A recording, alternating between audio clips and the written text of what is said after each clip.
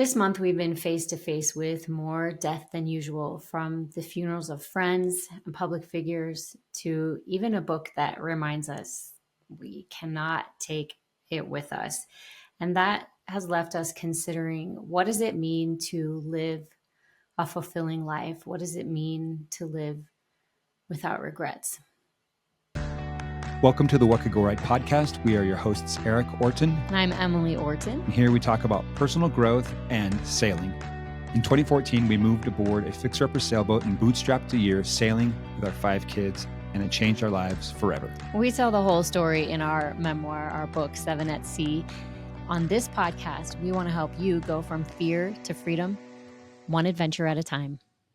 Yeah, so this has been quite the month, and even maybe a little longer season, just facing the reality of our mortality and the fact that this show does not go on.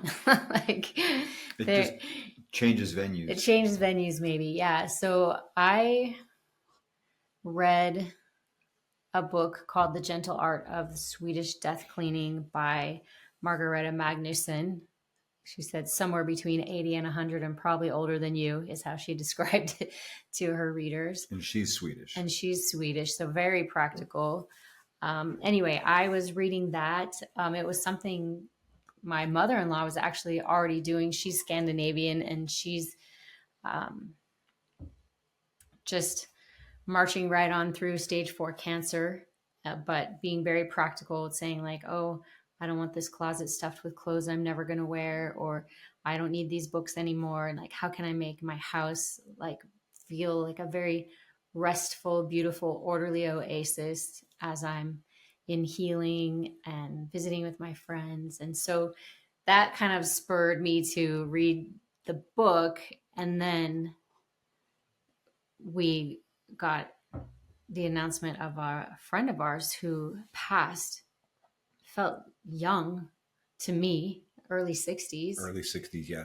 And then as we were preparing and getting his funeral on our calendar, we then heard about another friend who was in his 80s, but so just alive and spry and active and involved in so many different projects. And anyway, there were probably some things that came to your mind as well. Yeah, there's been a lot. I mean, I guess the one thing I'll talk about, and we'll use first names. Yeah. My buddy Steve. We've known Steve for decades.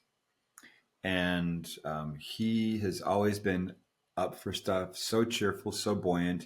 And as we followed his journey on Facebook, as he got sick and recovered and got sick again, and has had lots of ups and downs with his health, with his business life, and he has a beautiful family. Every family has setbacks and challenges, but he just was so resilient. And so to hear that he actually passed was a little bit hard to take in. Like Steve overcomes everything. Mm-hmm. And I'm not saying that death is not overcoming. I think he has moved on to a better, more beautiful, more peaceful place. That said, it was I won't say a shock, but it was a surprise. And as we wanted to participate in honoring him, and we looked at our calendars, and the only time that we could go to be a part of what was happening was going to be on I want to say it was a week. It was a weekday morning. Yeah. And it was from 9 to 11 a.m. And I think it was a Friday. And we'd have to drive a little bit to get there. You know, we could really only stay for the first half hour, but it was sort of a rolling event where you kind of an open house. And so we went, and we got there, and we walked in, and there was just this whole display of beautiful pictures and memorabilia and videos running on loop. Video loop of pictures from throughout his life and his family and his children and his wife. And, you know, a lot that we were not part of, obviously, but enough where we felt like we were still connected over the years. And as we just walked past this sort of standing tribute to his life, we then got to the viewing room and were able to give his wife a hug and just reminisce and be happy. Of course, it's a bittersweet thing. And then we walk up. I have never been to an open casket funeral. And this was open casket. And to walk up and see the face of my friend and to see his body laying there, beautifully dressed, beautiful coffin, American flag, World's greatest manicure. world's greatest manicure. I just thought, man, Steve looks great, but Steve is not here. Mm-hmm. Steve has moved on. And I tell you, a moment like that makes it real. It makes it very, very real that one moment you're here in this earth, on this earth, in this body, and then you're not. And then you're not. Yeah.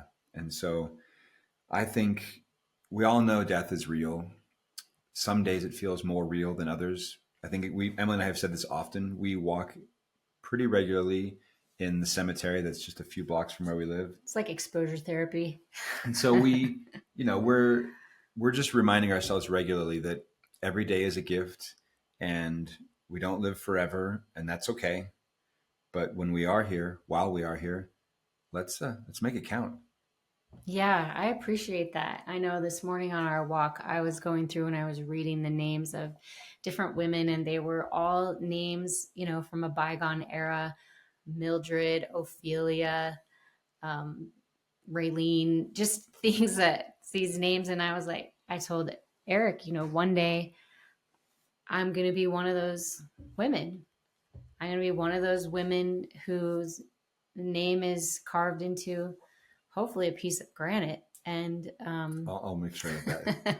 I'll get that. We actually have a big granite stone right in front of our house, and I just want to use that, repurpose it for our shared tombstone. So perfect. Plus we could save a lot of money. Plus, the more you make these decisions in advance, the less someone else has to think about it. That's the whole point. You're welcome, kids. The gentle art of Swedish death cleaning is, she's like, it's not about preparing to die. It's about living to the fullest in these end times, and recognizing that someone is going to have to clean up this mess after you and make all these decisions in your absence. And the more we can prepare, then the more they can just focus on, maybe those few items that were nostalgic and significant, or focus on your memory instead of being like, oh, I have all this grief and I'm pretty annoyed that I have all this work to do too. Yeah, we've seen your parents, and shout out to my parents who spent all of COVID essentially death cleaning and clearing out their home. Can I say one thing? Yeah. If you've listened to our podcast, you've probably heard Emily and I use this example before. There's a movie we love called My Big Fat Greek Wedding. And in it, there's a moment where the bride is going to be married, and her great grandmother, who's from Greece, is taking her daughter, who I think they have a little bit of a language barrier because it's a very kind of a silent scene. And she takes her daughter by the hand and she gives her this little box that has... It's covered in seashells. It's very precious. And inside it has the little crown that she wore. It was kind of like a headband crown from her own wedding, So she gives her these two items. Mm-hmm. And Emily, I think you've said many times, what if instead of these two precious items, she had opened up the garage door to a garage just piled high with all kinds of stuff and said, I give all this to you. My second best ironing board and broken treadmill and one rain boot. I always figured the other one would turn up, and a bike with a flat tire. And even if it's in good shape, you just don't want all that stuff. And so I think to curate our lives of physical possessions at any point is a good move, but certainly as we get later in life. And I think that this scene is so beautiful is because she's giving something small and precious. And my grandmother on my mother's side passed away many years ago, and I have one mug. Mm-hmm. It's not this mug. I wanted a bigger mug today, but I like to have something, but I don't need all her stuff. Everything. And I like what you're talking about, curating our possessions. And I just want to connect that with maybe curating our legacy, and how when we are very clear on what is most important to us, what matters to us, where our heart is, then as we move through our daily lives, we'll be living into that. And every day or week, month can feel like it was fulfilling. Like we lived our values, we lived our purpose. And it really seems like it's for both of our friends who passed. I told Erik, like, they're leaving in the middle, right? Like they were in the middle of stuff. Neither one of them was kind of winding down. And at the end, all of them were engaged with people, had projects on the docket, were looking forward to things. And I thought, I was really inspired by that, because sometimes I get this sense of like, I want to get everything in order and I want to get everything settled. And there is some action we can take in that direction, like when it comes to our stuff and decluttering. But also, I was so inspired by this example of always being right in the middle of life, and then whenever death comes, that's okay. But yeah, I just love that idea of being in the middle. Well, let's talk about this, because our friend Leonard, who passed away, was in his 80s. So nobody thinks, oh, God, passed away in his 80s, cut short in life. But it kind of came as a surprise, because he was very vibrant and active and still had a really good, strong handshake and had things that he was working on, like you said, and trips he was planning. And I don't mean to say this as a plug for our sailing trips, but because we were friends with both of these men, they both they both said to me at different times, multiple times, one of these days I'm going to get out there and go sailing with you. I'm going to go sailing with you. And we talked about it. And for Steve, a lot of times he couldn't go because he needed to get health-wise to a better place. And we're never going to get to all the things that we say we're going to do. Yeah. We're going to, you're going to talk about the middle. Well, you were just talking about the middle. And so I just think I'm a little sad that I didn't get to go sailing with either one of these guys, even though they both wanted to do it, because it just would have been, selfishly, it would have been so fun. Yeah. To be on the water with them. Well, and even at the viewing, Steve's wife was saying, I wanted to go with Steve, but now I'm going to go with this other family member. Like, yeah. I'm still here and I'm going to carry forward with some of those plans. So anyway, and I guess on the flip side of that, and I don't want to, I want to be respectful of privacy. There's somebody who wanted to go sailing with us, booked a trip, and then between booking it and between it happening, just the health of the spouse didn't line up to allow it to happen. Mm-hmm. And I felt pretty sad when he's like, hey, I think we missed our window. Mm-hmm. And I just thought, dang it. Would have loved to have done that for them. Yeah. Yeah. And so, yes, there's always going to be more that we want to do, but it's a reminder to me to do the things that I want to do now rather than putting them off. And as we've often said, it's never the right time. There's never enough money. Or is there more to it? It's never the right time and there's never enough money? I feel like there's one more. I guess it's not much of a saying if you can't remember it. Anyway, it's never the right time and there's never enough money. Yeah. But sometimes you just got to go anyway. Yeah, there's that. And then also with this idea of curating your legacy, I think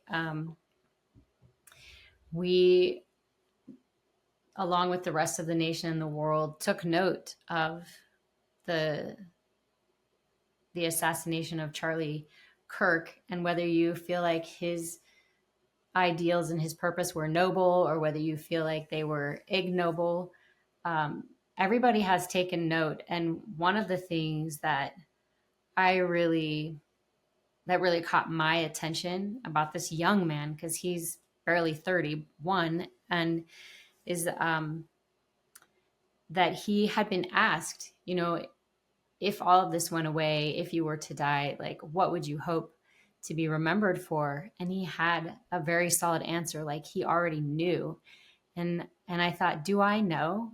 I've read Stephen Covey's book, at least the beginning, at least the part that says start with the end in mind and imagine your own funeral and kind of build your values backwards from there.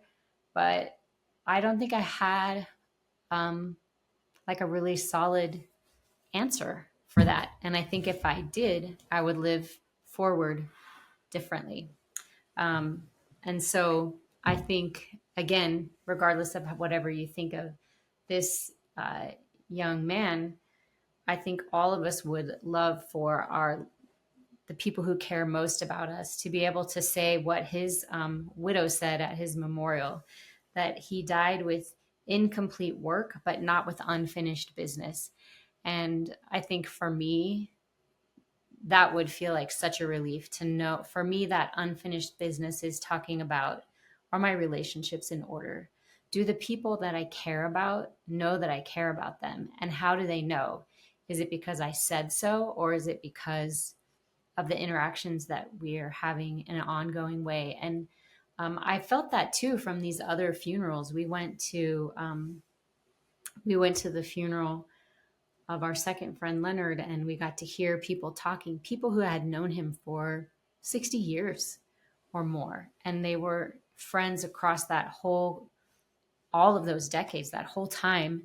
And I really did think, like, am I doing that? It was just such a good self audit, a good self check in, to think about not just the practical side of, am I getting rid of my junk and do I have my tombstone picked out? But do the people that I care about know that I care about them? Do the people who I interact with know what's most important to me? When I die, will it be like, oh, the lady up the street died? Or will it be like something a little more? Will it be significant? Not because we want to get into like, oh, I want to like base my whole life around how other people see me or view me, but because there's this desire to leave some part of yourself behind, to have it carry on as a legacy, to feel that at least for the generation behind you, or those who are still there who knew you, that you did something to make the world a better place for them to live in, and you left some kind of example. Anyway, that's kind of what I have been thinking about with all of this, that we can not just curate our stuff and be practical that way, but be clear and intentional and bold and deliberate about, who am I? How do I want to show up in the world for the people that I care about? What do I want to build? What do I want to leave behind?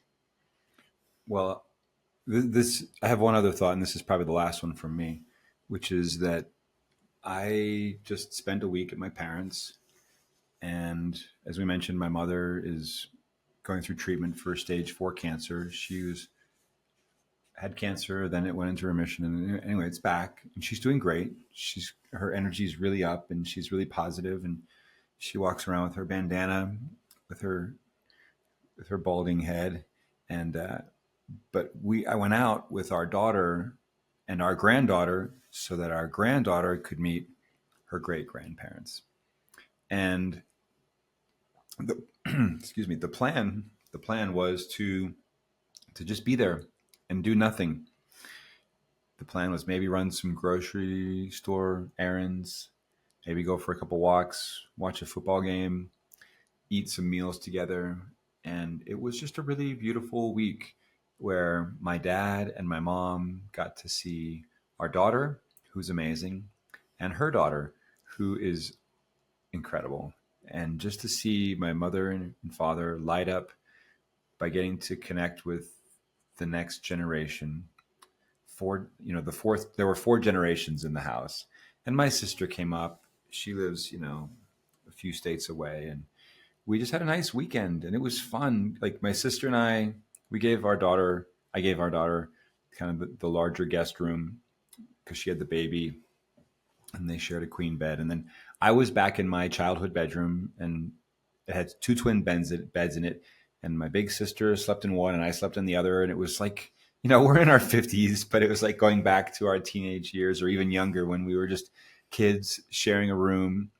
And I'm just so grateful to my parents for the legacy that they're leaving me. And they both had, in their own way, very, very difficult, challenging circumstances growing up. And they've just built a beautiful home and a beautiful life. And I'm grateful that, it's no secret, none of us are getting out of here alive, and death will come for me and Emily just as it'll come for our parents. And so it was really great to make these connections and spend that time. And I don't ever want to take it for granted or forget to do it. Yeah. And I really appreciated that. And just the idea that came to me as Erik was doing this was just that he was really putting his money where his heart is. And I think that's what we're talking about when you're living a legacy. It might be where your money flows, where your energy flows, where your love is flowing, where your presence is. That is a really beautiful thing.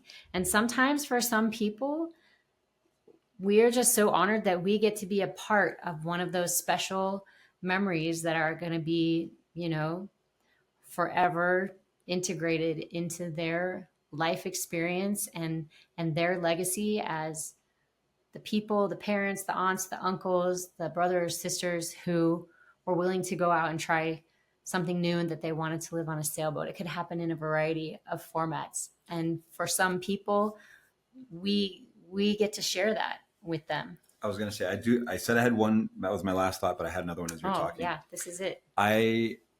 I'm often talking with people about these sailing trips, and it is not infrequent that part of the motivation for wanting to go sailing is some big reckoning. Hey, my dad always loved this and he took me out as a kid, and now I want to come back to this childhood memory of being on the water or sailing. Or, my mom always, my mom and dad did this big adventure and I want to be like them. Or, I just had a spouse die and I took care of them for 10 years and now we wanted to do this together, but now that my spouse has passed, it's often very connected to big, meaningful stuff about relationships, and realizing that life doesn't go on forever, that, we can connect through activities and we can honor each other's memories and legacies. And anyway, I'm surprised how often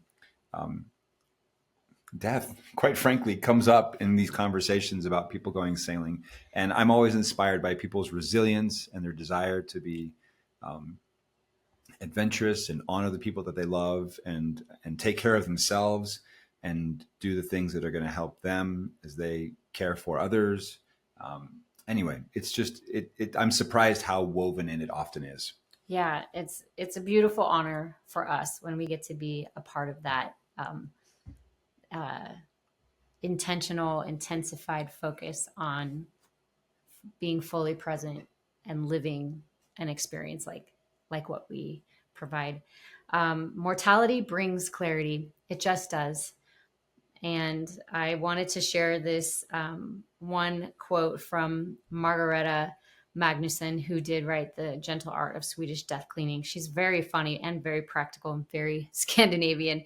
And what I love is this: the one thing we know for sure is that we will die one day. But before that, you can try to do almost anything. That's a great quote. If you're listening to this, you are in the part before that, and you can try to do almost anything. And we always love to end our episodes with the same question: what could go right? Hey everyone, before we sign off today, this is Erik, Orton, and I just want to give you the sailing update. A few weeks ago, we put out our schedule for the whole year, all of 2026. And I just wanted to highlight a couple of trips that are coming up that I think are really worth remembering. We are going to be spending the winter in the British Virgin Islands, the BVI. So we're going to do a trip early January, late January, and February.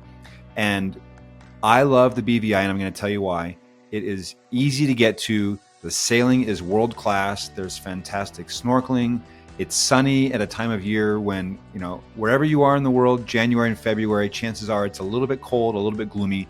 This is the perfect getaway for midwinter. So January 5th through the 10th, we're going to be in the BVI. We'll be there again January 26th through the 31st, and then again February 16th through the 21st.